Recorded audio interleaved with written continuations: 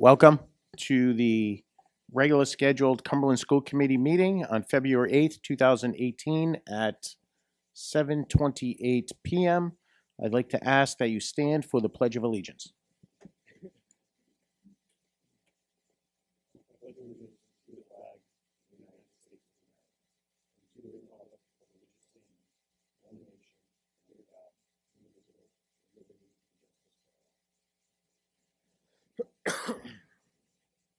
Thank you. Next item on the agenda is the approval of the agenda. Pleasure of the committee. Mr. Denon makes a motion to approve the agenda, second by Mrs. Goggin. All in favor? Aye. Ayes have it, 7-0. Next item on the agenda is the consent agenda. Approval of minutes for the regular meeting 1/11/2018. Approval of minutes for the executive session 1/11/2018. Enrollment report of 2/1/2018. Thank you, Mr. Fiorillo. School police report 1/1/2018, and the residency truancy report of 2/1/2018. Pleasure of the committee. Mrs. Friedman makes a motion to approve the consent agenda. Do I have a second? A second by Mr. Hess. All in favor? Ayes have it, 7-0. Thank you. Next item on the agenda is the report out of executive session meeting. That was this evening, 2/8/2018. There was no executive session vote, but there was a vote to seal the minutes of executive session. Pleasure of the committee. Mr. Denon makes a motion to seal the minutes of the executive session. Do I have a second? Second by Mrs. Goggin and Mr. Fiorillo. All in favor? Ayes have it, 7-0. Thank you. Next item on the agenda, we'll slow it down a little bit. Mr. Mitchell, Superintendent's report. Thank you, Mr. Chairman. Good evening, everyone. And let me first of all apologize for making you all wait a little longer than expected. But we have some people that we would like to recognize, Mr. Chairman. And is Joyce Neves here? Oh, great. Okay. If you could join me down at the podium, Mr. Chairman, I'd appreciate it.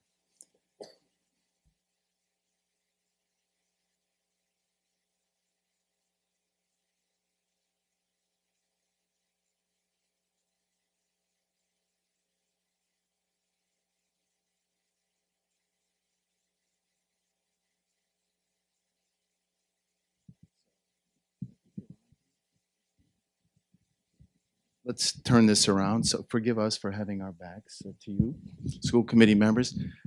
Good evening, everyone. I need to get organized here a little bit, but Joyce Neves is here to recognize some students for some fine work, and this is connected to the Lions Club. Is that correct?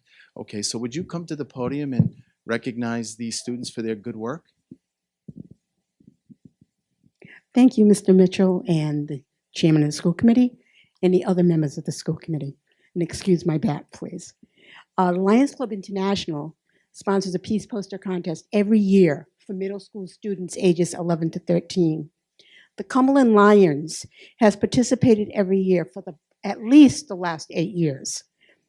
Thanks to the permission of the superintendent, the cooperation of middle school principals, and the middle school art teachers, we received quite a few student participants. The theme for this year's contest was the future of peace. From the Joseph J. McCourt Middle School, whose art teacher is Carolyn Dooley, the student winner was Brianna Landry. Could I have Brianna come up, please?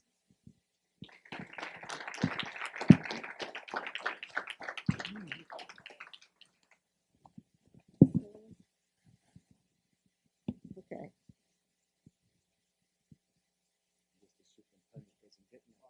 Oh, okay, all right. Okay, superintendent. You should be in this also. Okay. Okay. You want to put your stuff down to get organized?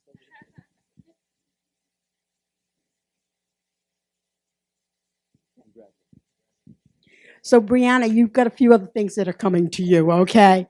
We actually have her real poster here. The posters were displayed in the Cumberland Library thanks to our Peace poster chairman, Aaron Kutu. He displayed them in December in the Cumberland Library. So we actually have her real poster, which was submitted to the district level. And we also have a picture of her poster. And from the district, I have several awards. Okay. Awards.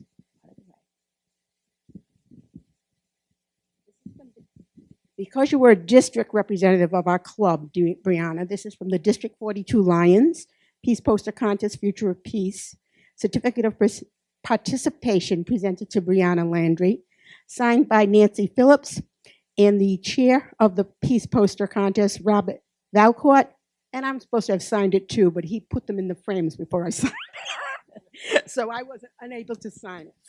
So this is for you.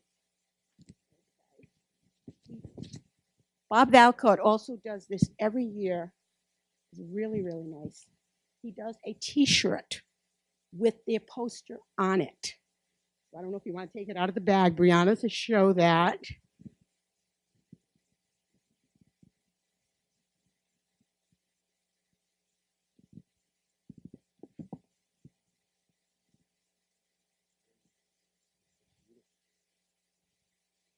And he does this for all of the participants that go to the district level. You would. And from the Cumberland Club, we have a certificate achievement award presented to Brianna Landry for winning the local competition in the Lions International Peace Poster Contest, signed by myself and your principal, Dr. Masterson. Signed it this evening. We have a picture of your poster, which was in the library because your real poster was at the district level at the time. And we also have a little monetary donation for you from the Cumberland Club. Sure.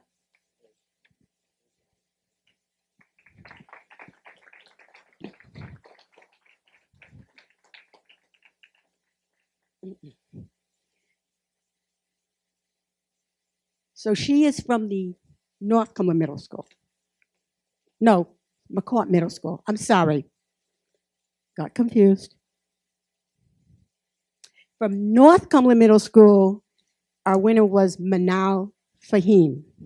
So Manal, could you come up, please? Yep.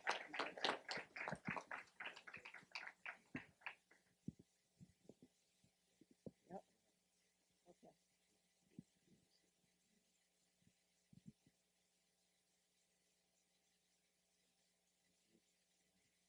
Now, I got the pleasure of meeting Manal last week.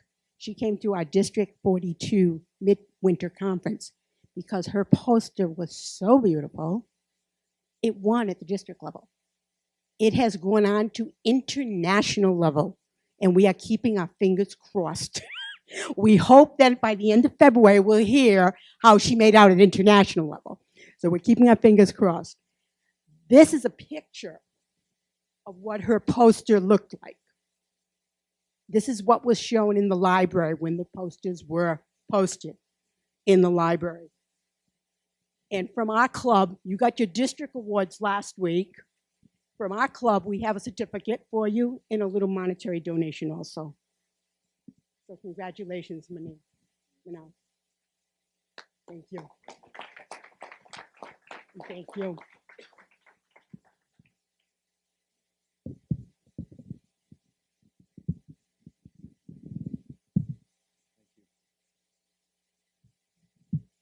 Next, I'd like to have Carolyn Dooley come on up to the podium, please. Carolyn, as you all know, is an art teacher at McCourt Middle School, and she has some information regarding the Rhode Island Art Educators Association Youth Art Month flag winner, and she has a presentation to make.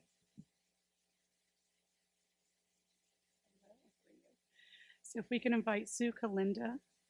Sue is the Rhode Island Art Ed Youth Art Month Chair for the state, and she's also an art teacher over at Lincoln High School. So Youth Art Month is sponsored, thank you, is sponsored nationally during the month of March, and it's sponsored by the National Council of the Arts. Rhode Island, it's sponsored not only by Rhode Island Art Education Association, but also by Fidelity Investments. And every year, they will have a showcase in the end of March, which showcase a lot of Cumberland schools' work as well. But we also hold one of the premier things to kick off our Youth Art Month is we hold a postcard and flag art competition, and students throughout the state, every level, K through 12, are invited to submit artwork for part of that. And this year, Carolyn submitted artwork from McCourt, and the winner was chosen. And I have the flag. It's being made into a flag right now as we speak, and it will be displayed nationally in Seattle during the weekend of March 3rd, I think it is. And along with that artwork, so her flag will be there. And excuse me if I get her name wrong, but this is the winner of the flag competition. This is the winner statewide. And it was created by Carly Mernon. So Carly, if you want to come on up.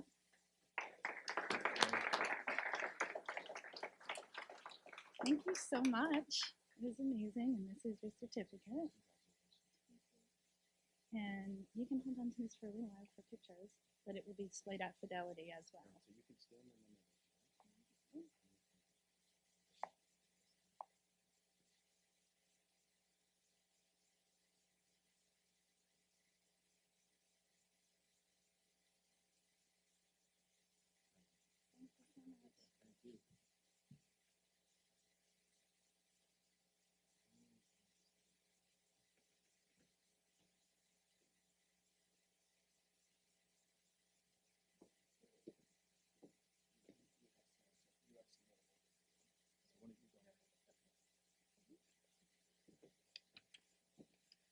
So McCourt has established this year a National Junior Art Honor Society.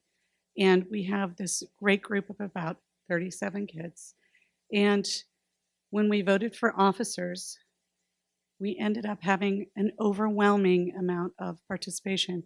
So we now have co-presidents and co-vice presidents.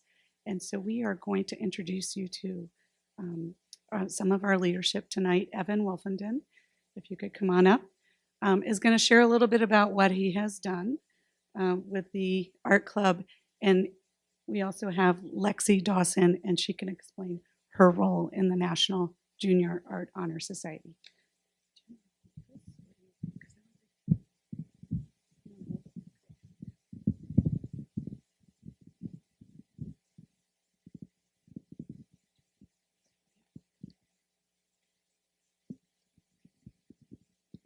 Good evening. I am Lexi Dawson, and I am co-vice president of the National Junior Art Honor Society at Joseph L. McCourt Middle School. I am standing in for Willow Gurdon, who is not here because she is sick with the flu. Together with Miss Julie and Miss Broadmeadow, we have established a new chapter of the National Junior Art Honor Society. To date, we have 37 members, and we appreciate Dr. Masterson for paying our membership fees. Hi, I am Evan Wolfenden, co-president of National Junior Art Honor Society. Our chapter has worked with Art Club to create banners in celebration of Martin Luther King Jr. and African American History Month.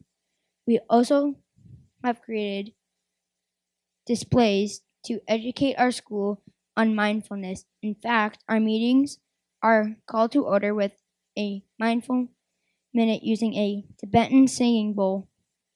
We have about 75 members of our McCourt Art Club.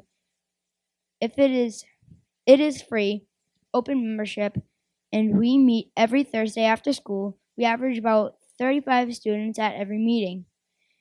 This is a special time to make art and be with our friends. We are such a big club that we work in the hall as well as the art studio.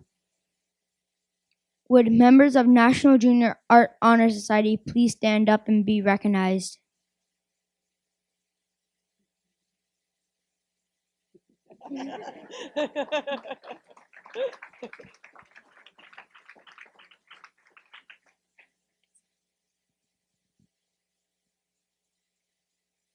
Thank you. And would members of Art Club please stand up and be recognized?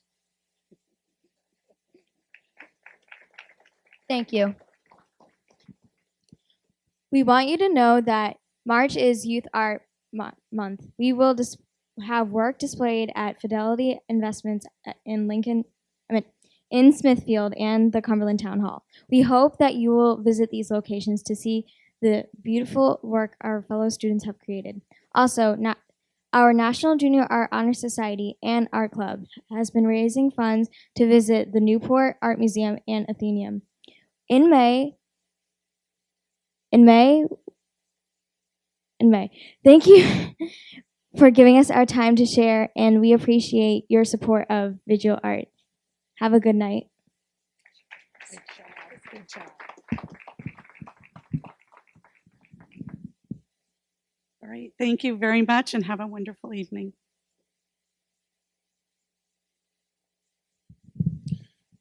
Congratulations, you two. You did a really nice job with that. You want to take over for the rest of the night? Okay, just a few other really important things. You know, it's always nice for us to have an opportunity to recognize students for the good work that they're doing, but it's also nice for us to have an opportunity to recognize some of our teaching staff and support staff and administrators who are doing some really good work as well. And so the next item on the agenda provides me an opportunity to recognize 3 teachers. Unfortunately, 2 of them could not be here this evening. We all know that there's a lot of flu going around, and I know that at least one of them has been sick with the flu. But we do have Mike Ferrocci here. Mike, you want to come up, please? Lauren Scotto, you all know Mr. Ferrocci. He is the music director, teaches band at the high school. Michael, nice to see you. You know, Mr. Salvatore. Okay, so this is really nice because this is something that you have to be nominated for. And Janita Ducharme, Lauren Scotto, and Mike Ferrocci have been recognized as Life Changers of the Year nominees. So let me provide a little information about what a life changer is. And first of all, they have to be nominated. And so in addition to being nominated, whoever makes the nomination provides some really nice information about the person that they're nominating. And if I can just find it in a second, I'll share what has been said about Mr. Ferrocci. But let me just provide a little information about Life Changer of the Year nominee. And any one of these 3 individuals could be the National Life Changer of the Year winner. So just to give you some idea what it's about, the National Life Changer of the Year Selection Committee, which is comprised of past life changers of the year and higher education professionals, they review nominations and they select winners from different schools across the United States. To be considered for a Life Changer of the Year award, nominees must make a positive impact in the lives of students, enhance their school or district's atmosphere, culture, and pride, demonstrate exemplary leadership at the school and/or district level, possess a proven record of professional excellence, show commitment to building a nurturing environment that supports learning, adhere to the highest moral and ethical standards. So this is how it works. To qualify for Life Changer of the Year, nominees must be a K-12 educator, teacher, administrator, or any member of the staff that makes a positive difference in the lives of students. Life Changer of the Year awards are granted without regard to race, gender, religion, age, national origin, sexual orientation, or disability. So this is an incredibly positive thing. And what I'd like to do is just bear with me because I need, hopefully I have it with me, but I wanted to just share a few things, few of the nice things that were said about each of the nominees from Cumberland High School for Mr. Ferrocci. This is just, and there are several pages, by the way, of not only do we get to see the nice things that were said in the application, the nomination form, but students and current students, former students also have an opportunity to add comments in support of the nominees. So this is let me just read this first paragraph about what the nominee said about, or the person who nominated Mr. Ferrocci said about him. Mr. Ferrocci has been a devoted band director at Cumberland High School for 5 years. In that time, he has led the band with pure dedication and a passion that has manifested in the band, rising from a good rating at recent years' RIMIA band festivals to an excellent rating this past spring. This spring, at the Music in the Parks Festival in Cleveland, Ohio, the band earned the rating of superior. Mr. Ferrocci leads his musicians and with consistent and positive reinforcement, encouraging them always to strive to reach higher, perform stronger, practice harder, and mentor the young musicians. This goes on and on and on. I think you all, can get a feel for why Mr. Ferrocci was nominated. He spends a tremendous amount of time with members of the band for years. Literally, they come in as freshmen usually and stay, for 4 years because they love music and they enjoy being a part of this. So, on behalf of the school committee, congratulations, Mr. Ferrocci, for being nominated for a prestigious thing.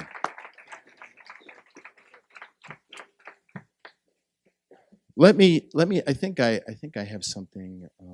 I think I have something for you. A nice little certificate, which is always nice to receive.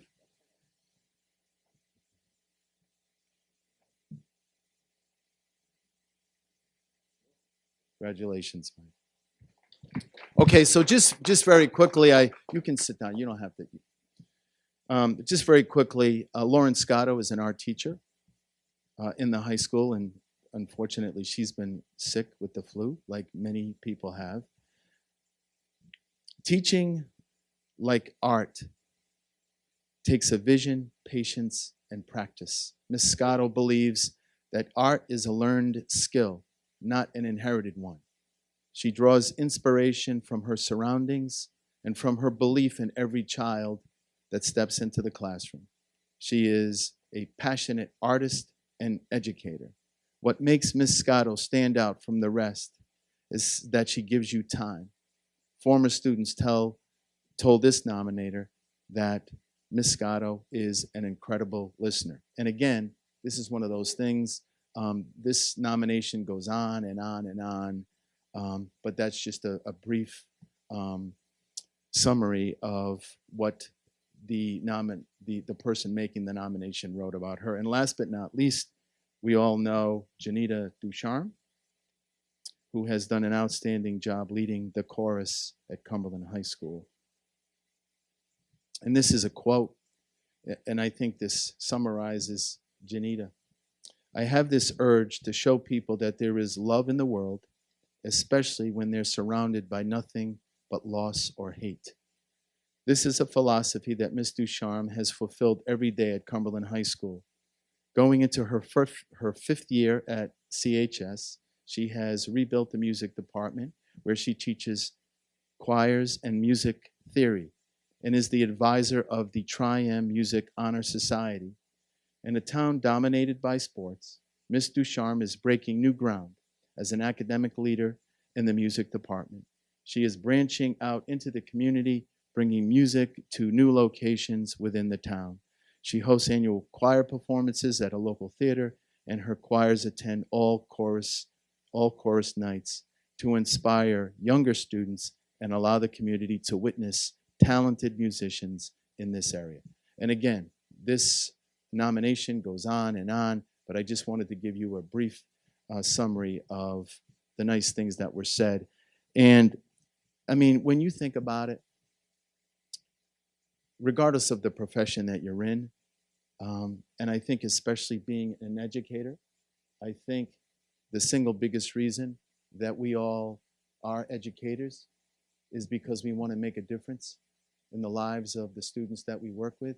I think that 99.9% of us would say that that's why we decided to do what we are doing professionally. And I can think of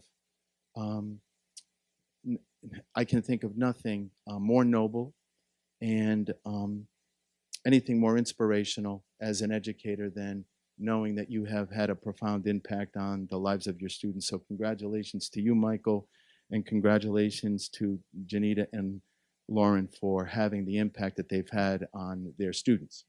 Okay, so I have just one more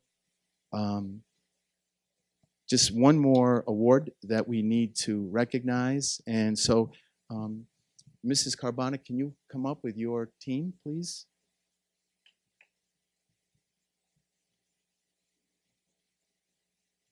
Oh, your team is being shy?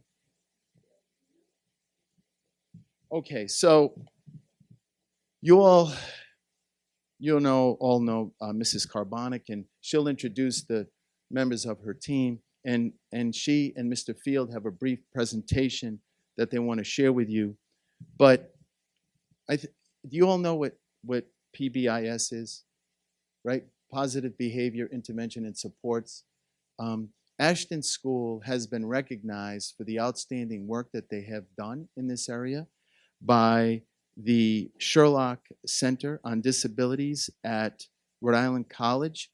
So just to give you a quick summary of how impressive this is, I believe only 3 schools in the state have been recognized for the outstanding work that they're doing with PBIS, and Ashton Elementary School was one of them. In fact, I don't think this is the first year. I think you've been recognized before. Is that correct? So I just think it's outstanding that one of our 8 schools in the district has been recognized for the good work that they're doing in this particular area, to the point where there's this, and in fact, I actually have copies up at the dais, and I'll make sure that I get them down here so that you all can see for yourself that Ashton School has been recognized in this annual report. So with that, I'll turn it over to Mrs. Carbonic and Mr. Field. Thank you, Mr. Mitchell, and thank you, school committee members. It is an honor to be recognized by the state as one of the 3 top schools on PBIS, but it's also an honor to be here and be recognized by our district and our school superintendent. So thank you so much for inviting us. This is a team effort. Once we learned about PBIS, it just makes sense to do it, and once you do it, you can't go back. But it's something that definitely needs to be adopted school-wide, and that has been embraced by the faculty at Ashton School to the degree that is part of our culture. It is part of who we are now. And so as a team, I want to recognize the teachers that are here that are part of the school. Thank you so much for all of your hard work and for embracing this initiative. And of course, our trainer, Mr. Field, that has been doing a wonderful job for many years, bringing the initiative not only to Ashton, but throughout all of the district. It has made a big difference for our students. We're also an MTSS school, which is a multi-tier system of supports, also trained by the Sherlock Center in combining PBIS is the behavior component of supporting our students behaviorally and emotionally, as well as socially. The RTI process is the academic process that supports students academically. The MTSS process is combining those 2 systems together so that we have the best available supports for our students, and we're supporting the whole child. So we're very much about supporting, children in all areas, and we're always looking to improve. So PBIS and MTSS just made sense to us for us to do it, and it is wonderful to be recognized for all the work that we're doing. Here tonight, we have Mrs. McCaffrey, who is a 4th grade teacher. She's also part of the Universal team. Mrs. Mora, 5th grade teacher at Ashton. Mrs. Lackland, and then in the back, she's a 3rd grade teacher at Ashton School. Mr. Oliveira, he's a special educator. And Miss Classic, who's a 1st grade teacher at Ashton School. and Mr. Phil, our trainer, who has done a little presentation for us to kind of share with you what MTSS and PBIS is like in the schools. Thank you.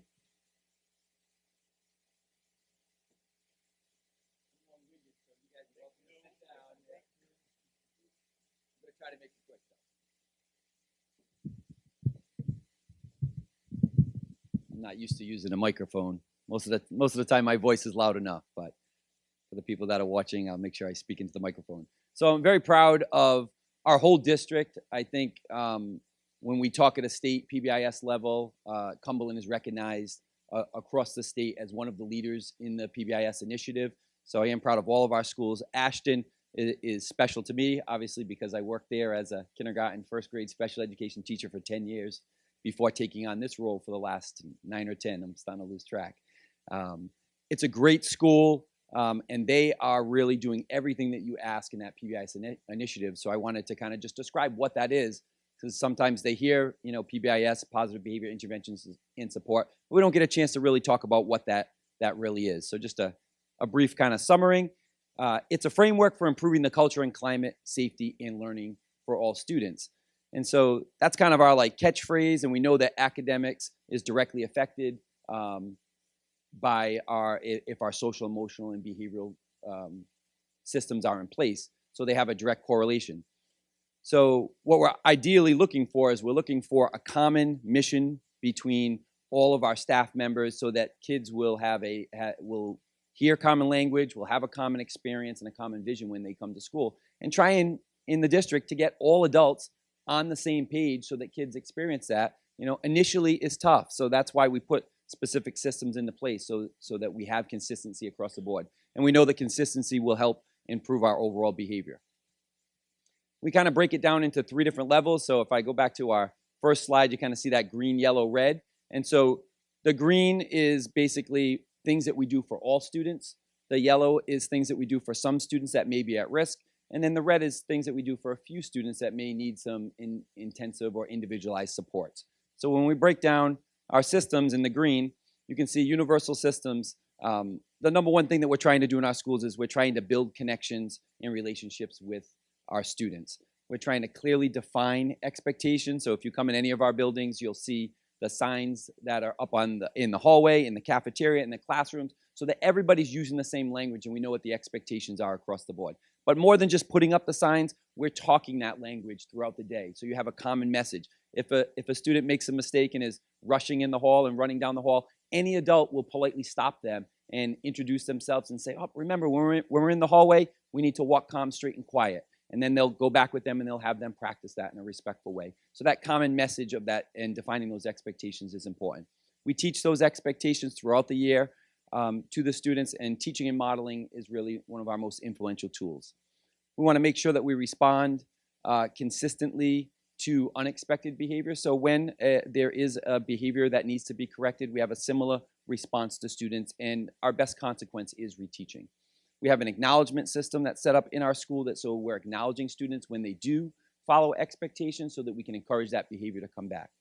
We're constantly working on our classroom management supports because things are difficult in the classroom these days, and there's a lot of information that we're trying to do, and we're trying to keep the focus and attention of our little ones for a long period of time. So we're constantly working on things to support classroom management. We are working with our family involvement and communication and trying to share that information with parents on a regular basis. And then we analyze how things are going, and we look at our data at monthly meetings, and then we make adjustments to our systems as necessary. For some students, all of those universal supports are not enough, so they need a little bit more. So if some of our students are at risk, some of the things that we'll do is we'll increase our connections and relationships with them. We'll teach specific skills. So if kids are having trouble controlling or expressing their emotions, we'll give them some specific lessons in that with our school counselors, with our school psychologists, or other professionals in the building. We increase our acknowledgments for some of those new skills that we're trying to teach. We add visual supports, movement and sensory activities. And for some kids, we do a daily report card, and one of our biggest interventions is called Check and Check Out, where we check in with the student at the beginning of the day, at the end of the day, and then each period throughout the day, and give them a score on how they're doing. But that score is really a chance to give them feedback on specific goals. And then For some kids, they'll need more than just our universal supports or our tier 2 supports, and they'll need some of our tier 3 supports. And for those kids, we're really looking specifically at them as an individual, making sure that we're doing those universal things with fidelity. And then we kind of think about the functional perspective on why behavior is happening, and we'll create an FBA or behavior intervention plan for those kids. And for some of our kids, we'll even put some safety plans into place. So that's a kind of a summary of the 3 tiers. From a national level, if you kind of see the 3 different things, the way that we kind of evaluate how we're doing, and this is really why one of the reasons Ashton was acknowledged, is that at the end of a school year, you should look at your behavior data. And we collect behavior data on students, and a major incident would be something that would be a major disruption to learning or something that might be considered unsafe. And we document those behaviors on a form consistently across the district.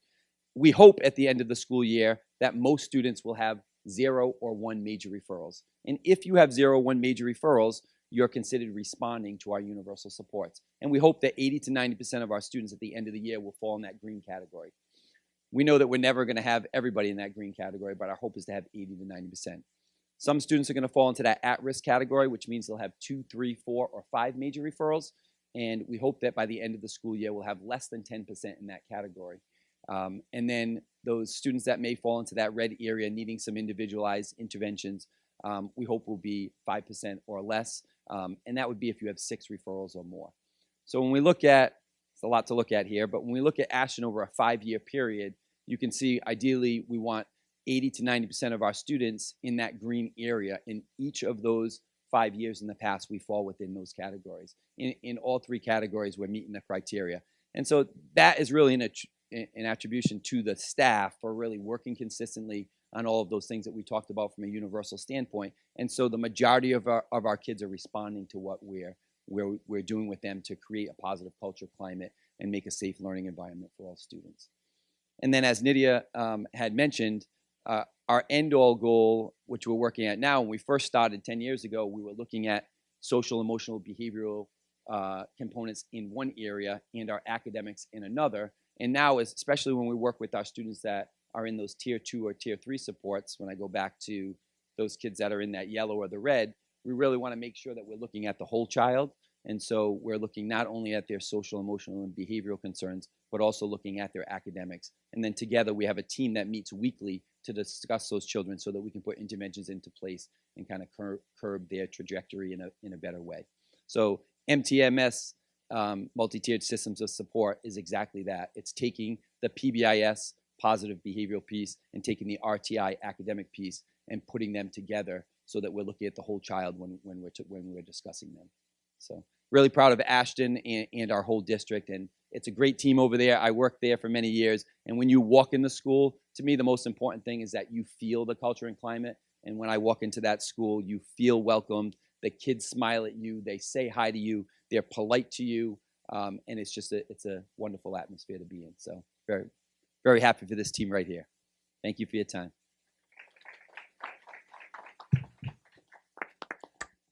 Mr. Fields, excellent update. Thank you very much. Always a pleasure to see you. Community members as well. Ashton members as well. Thank you for coming in, Nydia.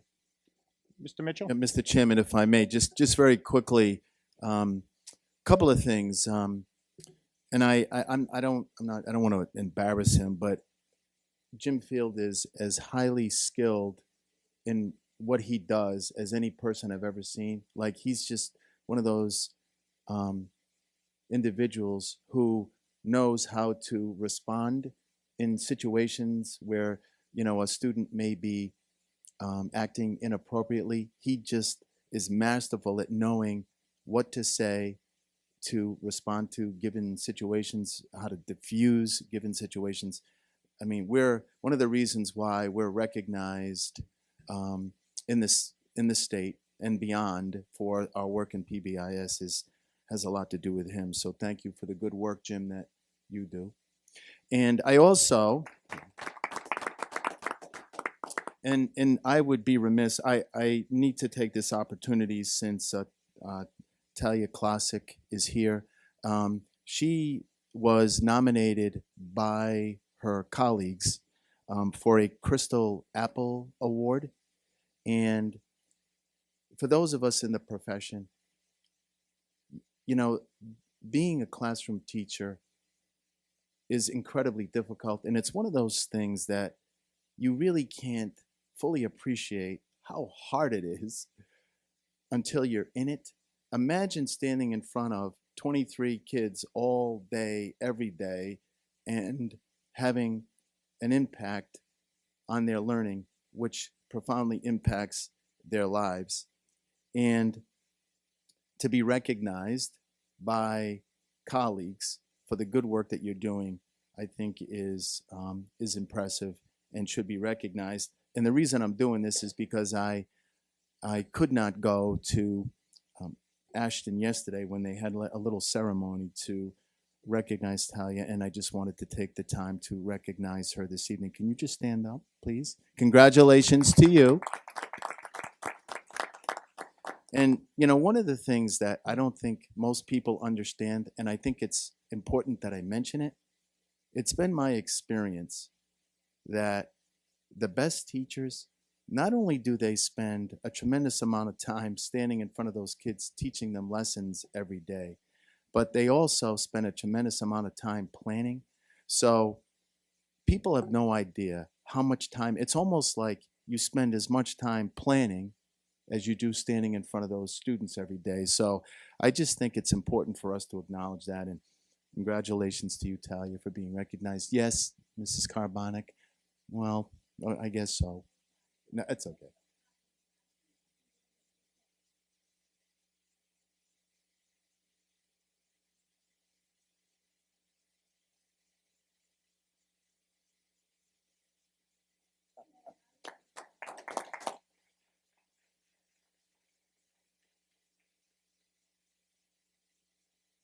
Thank you.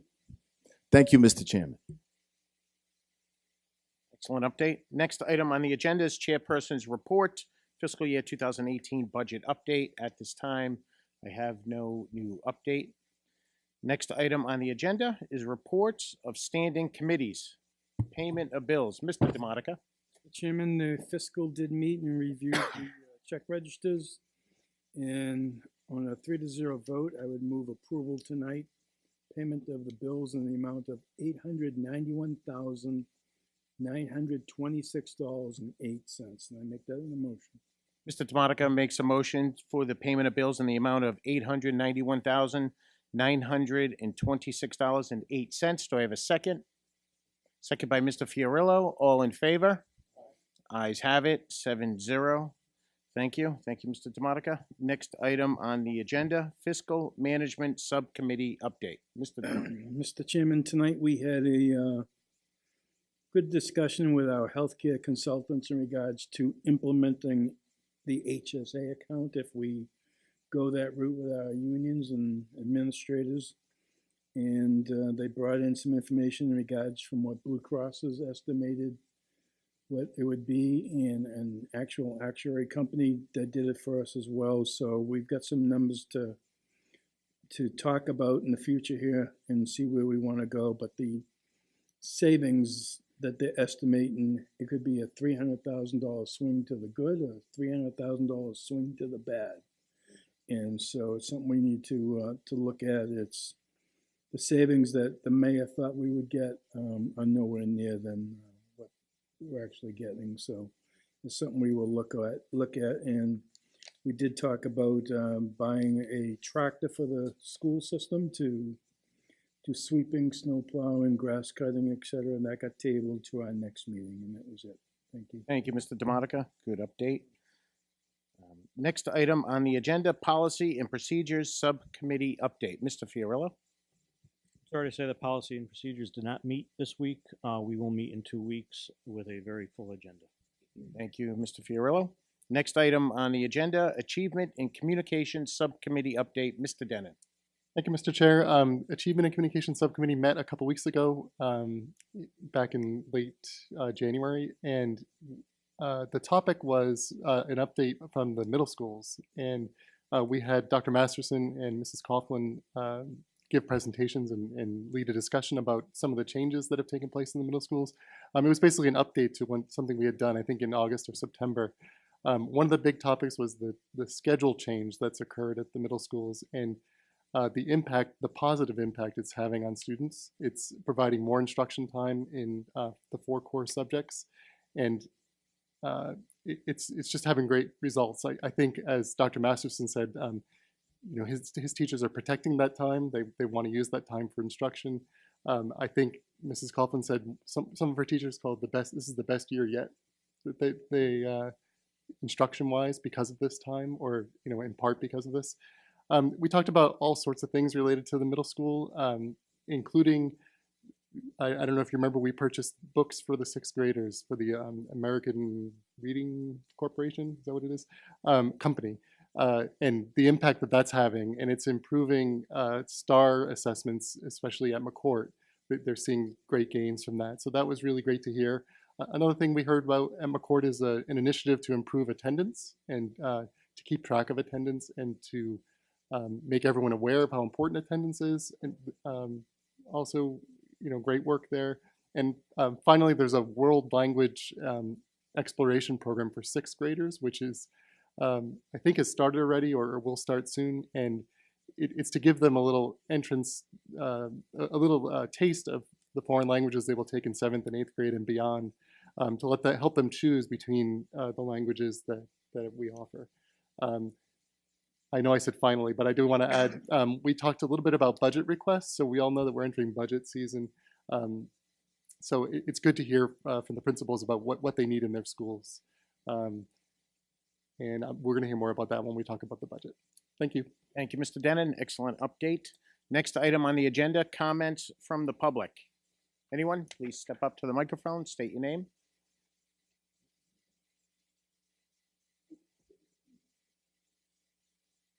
Welcome.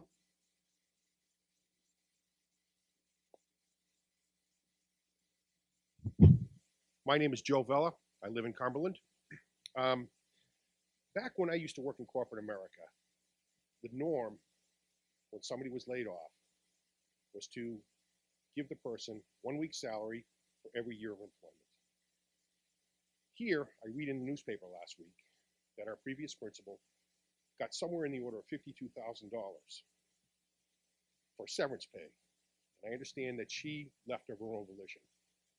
Can somebody please explain how that happened and why that happened? Mr. Vella, so the venue of the school committee is when you come up for public comment, we do not need to respond, but yet we can hear what you would like to say. Well, our attorney can explain to you what the procedure is in regards to public comment.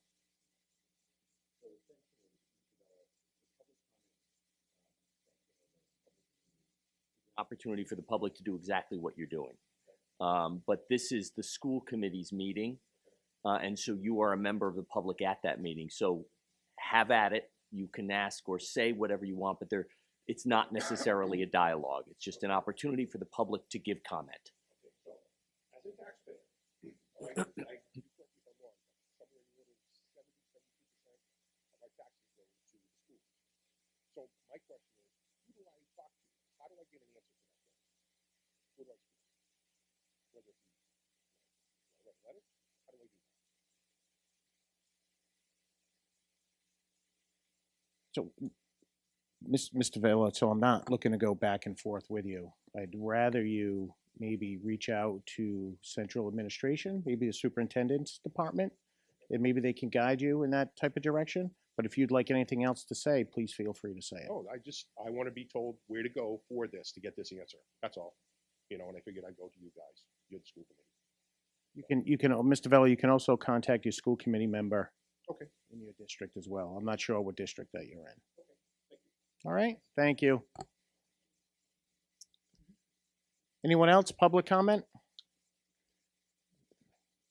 Next item on the agenda, new business. Vote on teacher non-renewal dismissal recommendations. Mrs. Fogel.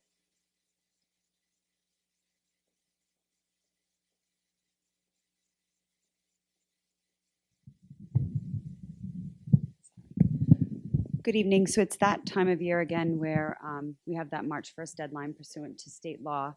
And so we have made, the administration has made a recommendation to non-renew 59 non-tenured teachers, and we would ask that you support that recommendation. Thank you, Mrs. Fogel. Mrs. Fogel, I'd like to, someone to pleasure the committee. Mrs. Goggin makes a motion to vote to approve the teacher non-renewal dismissal recommendations. Do I have a second?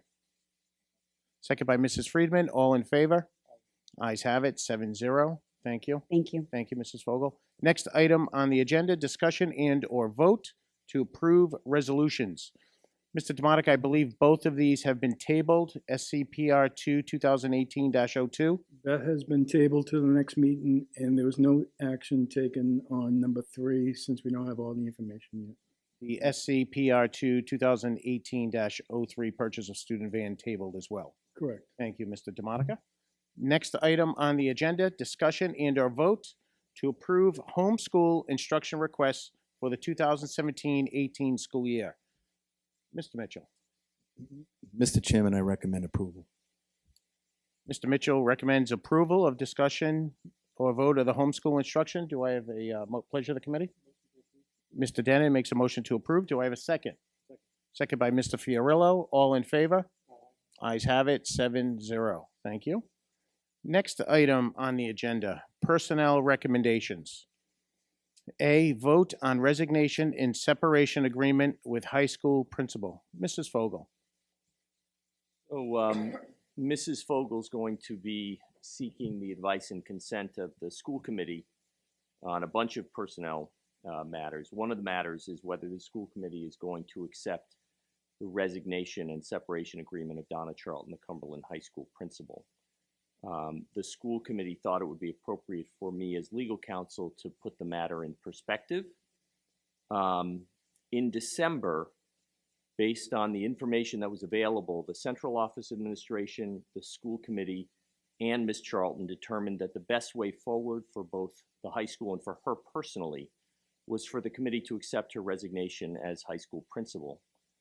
School committee members have received many questions about Ms. Charlton's resignation. The law limits the information that the school committee is permitted to provide concerning any personnel matter, including this one. However, the school committee has provided or is in the process of providing all information that it is legally permitted to provide under the Access to Public Records Act with respect to Ms. Charlton's employment. This includes all salary information paid to Ms. Charlton and her employment contract. The separation agreement itself, on which the committee is going to vote this evening, is not a public record under the APRA, so the committee is not permitted to disclose it under a legal case called the Henley case, in which the Attorney General prohibited a school committee from disclosing this type of agreement. Although Ms. Charlton's resignation was the subject of a newspaper article in December, this meeting has been the committee's first opportunity to vote on the resignation and separation agreement since that matter was finalized. So that is what the school committee asked me to say. Ms. Vogel. Do you want me to take it out of order and just do that one now? I think it's first. Oh, I'm sorry. It wasn't on my list, so I'm sorry. I apologize. All right, so I'll deal with resignations first. So I request the advice and consent of the school committee on the resignation and separation agreement of Donna Charlton, building administrator at Cumberland High School, effective December 22nd, 2017. Thank you, Mrs. Fogel. Mrs. Fogel is, so pleasure of the committee on the Mrs. Fogel's request on the resignation and separation agreement with the high school principal. Jim, make a motion, we approve. Mr. Demotica makes a motion to approve the resignation and separation agreement with the high school principal. Do I have a second?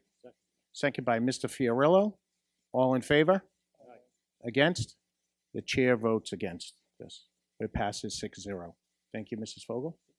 I'm sorry, 6-1. I apologize. I have one other resignation. I request the advice and consent of the school committee on the resignation of Flavia Malaya Baker, English language teacher at Cumberland High School, effective February 1st, 2018. Thank you, Mrs. Fogel. Mrs. Fogel recommending passage. Pleasure of the committee. Mr. Denon makes a motion to approve. Do I have a second? second by Mr. Hess. All in favor? Ayes have it, 7-0. I have two retirements. I request the advice and consent of the school committee on the retirement of Andrew Barry, school counselor at Cumberland High School, effective June 30th, 2018, after 9 years of service, and Renee DeRozier, business teacher at Cumberland High School, effective June 30th, 2018, after 21 years of service. Thank you, Mrs. Fogel. Pleasure of the committee. Mr. Hess makes a motion to approve the retirement. Do I have a second? Second by Mr. DeMonica. All in favor? Ayes have it, 7-0. I have 4 leave of absences for you. I request the advice and consent of the school committee on the FML leave of absence of Sabra Brannon, special educator at Cumberland Hill Elementary School, with an anticipated leave date of April 27, 2018, through the end of the 17-18 school year. Erica Coletti, grade 1 teacher at BF Norton Elementary School, with an anticipated leave date of February 26, 2018, through the end of the 17-18 school year. Melinda Spates, secondary science teacher at Cumberland High School, with a leave date of January 25th, 18, with an anticipated return date of May 14th, 2018. And finally, Corey Vogel, paraprofessional at North Cumberland Middle School, with an anticipated leave date of February 19th, 2018, through May 18th, 2018. Thank you, Mrs. Fogel. So from what I count, 4 leave of absence requests. That's correct. Pleasure of the committee. Make a motion to approve. Mr. Dennett makes a motion to approve the 4 leave of absence. Do I have a second? Second by Mr. Fiorillo and Mrs. Friedman. All in favor? Ayes have it, 6-0. Thank you. Lastly, I have 4 appointments for you this evening. I request the advice and consent of the school committee on the appointment of Belkis Costels Desbrales, I just butchered her name, but secondary world language teacher in Spanish at Cumberland High School, with an effective date of January 29, 2018, through the end of the 17-18 school year. She's a full-time teacher, and she comes to us as step 8. Heather Delfino, teaching and learning coach at Cumberland High School, effective January 16th, 2018. Heather is a current employee. The addition for this is the prorated $7,000 stipend that goes along with the teaching and learning coach position. Erin Gardner, special educator of the Success Classroom, grades 3 to 5 at BF Norton Elementary School, with an effective date of February 12th, 2018, through the end of the 17-18 school year. Erin is a step 6.